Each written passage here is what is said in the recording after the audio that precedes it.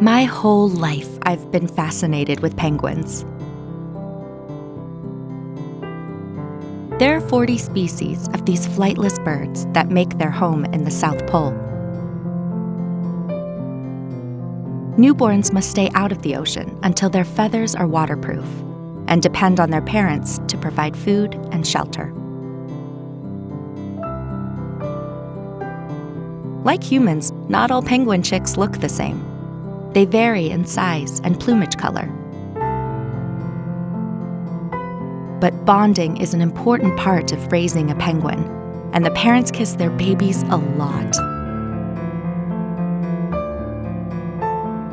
Family and friends provide a loving support network in towns and villages called rookeries.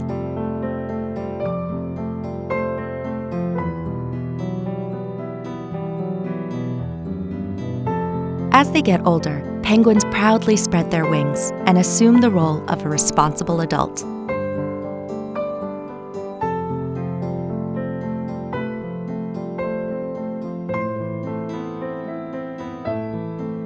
They are highly social birds and chatter a lot to each other.